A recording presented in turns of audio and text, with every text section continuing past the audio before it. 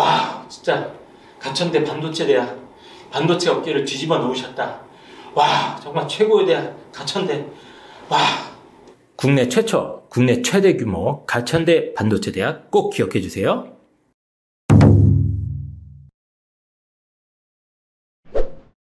실제로 4, 5등급대 학생들 대입 전략을 수능 최저가 조금 높은 학교의 교과 전형을 노려볼 수 있다는 거. 교과 반영 방법이 다 다르기 때문에 전체 내신은 4등급대여도 그 중에 특정 과목을 잘하는 학생이 많잖아요. 얼마든지 그 학교별로 환산을 하면 등급대가 올라가게 되는 거죠. 관심 있는 과목에 심취해 있는 학생들도 많잖아요. 성적이 낮다고 덜 똘똘한 건 아니에요. 말 시켜보면 아, 이 녀석 면접도 잘 보겠는걸 하는 친구들한테 주로 이제 추천을 하게 맞아요. 되는데, 그런 학교들이 어떤 학교들이냐면 예를 들면 뭐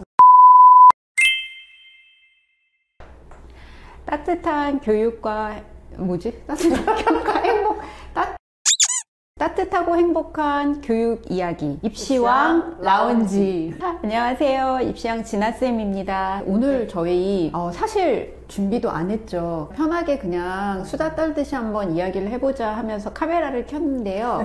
오늘 아침에 제가 조금 일찍 와서 걸려오는 전화를 한 통 받았어요. 어머님하고 이런저런 이야기를 하는데 어머님이 아이의 상황을 이야기하면서 등급을 말하기가 조금 꺼려 하시는 거예요. 그러면서 입시왕에는 전부 1, 2등급 학생들만 오지 않나요? 이러시는 거예요. 어머니 절대 아니라고 물어봤는데 아이가 이제 4, 5등급이라고 하시더라고요. 그래서 제가 생각했습니다. 아니 5등급이면 딱 중간이잖아요. 네, 맞아요. 중위권이에요. 네, 그래서 실제로 어머님들이 우리 아이가 이제 컨설팅은 공부를 잘해야만 선생님을 만날 수 있고 이렇게 생각하시는데 절대 아니라는 거. 그래서 오늘 저희가 4, 5등급대 학생들 어떻게 공부하면 좋은지 그 얘기를 나눠보고 싶어서 주제를 정했습니다.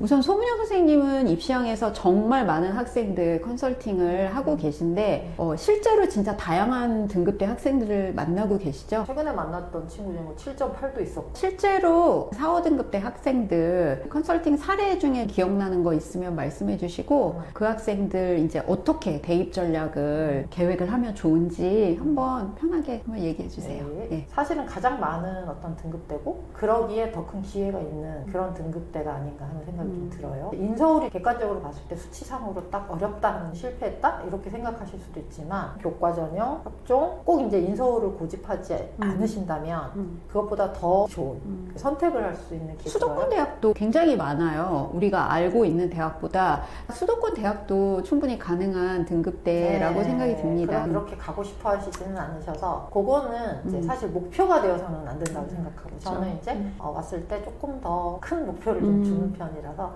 현실 가능하다는 걸 전제로 첫 번째, 교과 전형인 경우에 수능 최저가 조금 높은 학교의 교과 전형을 노려볼 수 있다는 거. 두 번째는 교과 반영 방법이 다 다르기 때문에 제가 하나의 사례를 한번 들어드릴게요. 조종사 되려면 되게 힘든 거예요. 항공대나 한서대나 2등급대만 합격한다 그랬던 시대도 있었는데 한서대 기준으로 말씀드리면 한서 인재 전형이라는 전형이 있는데 교과 면접 전형이라고 보시면 돼요. 교과 성적을 산출하는데 국어 2개, 영어 2개, 수학 2개, 사회과학 중에 2개, 진로 과목 2개를 봐요. 그러면 내가 성적이 전체적으로는 4등급대지만 내가 잘한 성적 몇 개가 이렇게 툭툭툭 튀어나오는 애들이 있습니다. 그렇게 계산해보면 진로 2개가 끼기 때문에 진로 2개는 이렇게 선택적으로 반영되는 학교에 집어넣었을 때 전체 내신은 4등급대여도 이를테면 그 중에 뭐 특정 과목을 잘하는 학생이 많잖아요. 수학, 과학을 좀 힘들어도 국어, 영어에서 맞습니다. 2등급을 받았다던가 하면 얼마든지 그 학교별로 환산을 하면 등급대가 올라가게 되는 거죠. 학생들한테 너 지금 2학년 1학기까지 이러이러한 성적에서 여기서 몇 개 뽑아내면 2학교씩 성적으로 계산했을 때 굉장히 좋아질 가능성이 크니까 지금 네가 모든 과목을 다 잘하진 않아도 되지만 잘하는 과목에 성적을 올려서 그렇게 준비해보자 하고 얘기하면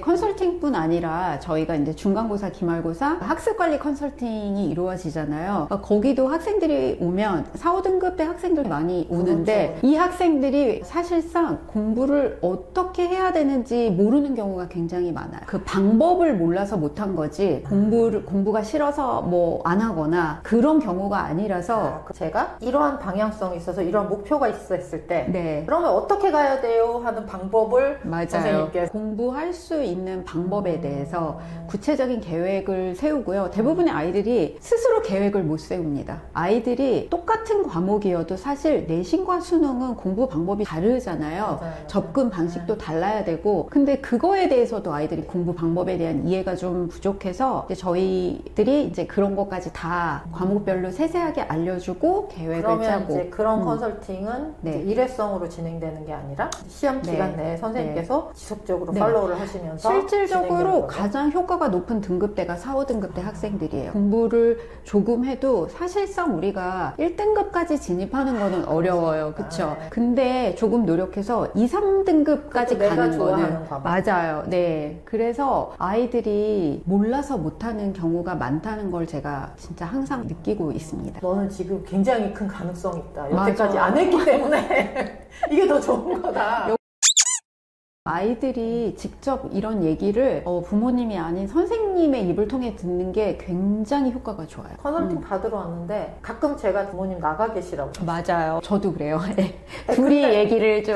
그 눈치를 딱 재포착을 하고 네. 나가시자마자 아이가 입을 막 맞아요. 입이 터지면 그리고 또 한 가지 절대로 수시를 포기하면 안 된다. 이 얘기도 해주고 싶어요. 많은 아이들이 저는 이미 너무 내신이 낮아서 정시로밖에 못 가는 거 아닌가요? 하는데 정시할 거예요 하는 아이들의 90%가 실패하죠. 맞아요. 왜냐하면 정신 너무나 멀리 있는 시험. 그리고 두 번째는 그 학교가 그냥 봤을 때는 미달이 아닌데 안을 들여다보면 그게 미달인 경우가 상당히 많아요. 많죠. 예를 들자면 10명 모집하는데 50명이 왔는데 수능 최저를 15명밖에 못 맞출 수 있잖아요. 네. 각각의 아이들은 최초합을 했지만 누구나 6개의 원서를 쓰니까 합격을 할 인원이 없는 거죠. 그렇죠. 그러니까 그쵸. 그 중에 10명을 뽑으려고 했으나 3명밖에 못 뽑아. 맞아요. 그러면 내가 5등급이라도 뽑히고 6등급이라도 뽑히는 거예요. 좀 특이한 케이스도 있더라고요. 그러니까 학교에 따라서는 이 학교가 학생은 학업 역량이 현저히 떨어진다고 생각했을 때 조건에 맞더라도 불합격시킬 수 있습니다 하는 조항이 있는 학교도 있어요. 근데 지금은 아닌 것 같아요. 예전엔 그런 조항이 있었는데 학교에서 다 뽑아주는 것 같아요. 자, 그러면 두 번째 뭔가요? 내가 맞추기 어려운 수능 최저를 맞춰서 맞아요. 내가 원하는 대학을 가는 방법. 선생님께서 그 아이의 적합한 수능 공부의 형태를 알려주시는 거잖아요. 맞아요. 그렇죠? 예, 내신과 이제 학기 중에는 당연히 내신에 몰두해야 되는 게 맞고요. 수능 시험과 내신 시험이 아예 다른 국어 같은 과목은 어떻게 공부해야 되고 그렇죠. 수학은 어디에 초점을 맞춰서 그렇죠. 3등급을 목표로 했을 때 성공을 하고 그런 이제 짜잘한 꿀팁들은 한 번의 컨설팅으로는 힘드니까 관리를 하는 일을 그런 걸 도와주시죠. 그러면 이제 어려운 수능 최저를 맞춰서 내가 원하는 학교를 간다. 두 번째. 세 번째, 학종의 기회도 있죠. 물론 있죠. 저는 오히려 그 등급대 학생들 중에서 본인이 대열이 보인다던가 관심 있는 과목에 심취해 있는 학생들도 많잖아요. 그런 학생들은 오히려 학생부 종합 전형이 훨씬 더 나을 수도 있고 네. 물론 엄청 우리가 좋은 대학이야 이런 데는 못 갈 수 있지만 적당한 선의 대학 중에서 이제 내가 학종으로 준비를 하는데 1번 조건은 모두가 준비하고 모두가 선호하는 과는 비추해요. 성적이 낮다고 덜 똘똘한 건 아니에요. 당연하죠. 그거는 네. 별개입니다. 이렇게 말 시켜보면 이 녀석 면접도 잘 보겠는 네. 걸 하는 친구들한테 주로 이제 추천을 하게 맞아요. 되는데 꾸준하게 그 목표를 놓치지 않고 가서 또 전략적으로 고3 되면 수시 컨설팅을 할 때 그 해 입시 요강과 여러 가지 상황을 분석해서 어디가 유리한지에 대해서 송문영 선생님 거의 점쟁이라고 소문났잖아요. 그러면서 내가 공부했더니 우상향이 됐어. 그게 최고죠. 그렇게 해서 네. 학종으로도 가능한 케이스를 많이 어머님들이 입결 정도는 이렇게 찾아보실 그런 학교들이 어떤 학교들이냐면 어머님들이 보셨을 때 교과 전형의 입결과 학종의 입결이 차이가 아주 많은 학교들이 있죠. 예를 들면 뭐 아주대, 인하대 그런 학교들에 입사한 선생님들은 아이의 가능성을 뭐 중앙대 탐구형이라든지 거긴 특목고 애들만 가는 거 아닌가요? 절대 아닙니다. 그러니까 네. 특목 아이들이 그런 특성을 가지고 있기 때문에 뽑으려 하는데 일반고에서도 내가 어떤 성적은 좀 부족하지만 어떤 관련 성적들이 높고 탐구가 아주 깊다. 한번 보고 싶다 하고 불렀는데 네. 점 역량도 굉장히 중요하죠. 사실 저는 올해 그런 생각을 했어요. 이거 3월부터 면접 준비 시켜야 되는 거 아닌가. 자소서가 그게 진짜 나타나는 것 같아요. 아이들이 저희도 면접 수업을 계속 하지만 정말 본인의 그 생활기록부에 대한 숙지가 너무 안 돼 있는 상태에서 그렇죠. 면접 준비를 하려고 하니 굉장히 힘들어 하기 때문에 조금 미리미리 준비하는 것도 저는 충분히 도움이 될 거라고 생각이 듭니다. 그러니까 저희가 봤을 때 이 친구는 면접에 가서 괜찮은데 하고 이게 기억에 남았던 친구 연락이 오면 선생님 저 합격이 그런 촉이 살아있죠. 저희는 딱 보면. 네, 그렇죠. 최근에 어떤 그 입학사정관 선생님들이 이렇게 학생을 선발하는 그 기준 자체가 학생부 종합 전형의 그 취지를 많이 살리는 것 같아요. 그런 학교가 점차 늘어나고 있는 것 같다라는 생각이 들어서 충분히 이제 여러 학생들에게도 기회가 있기 때문에 내신, 뭐 수능 그 어떤 것도 학교 생활 다 포기하지 않고 원서를 쓸 때까지 나는 정시로 가는 게 아니라 정시도 간다 네. 자세로 준비하면 네. 4등급, 5등급 때 학생들도 교과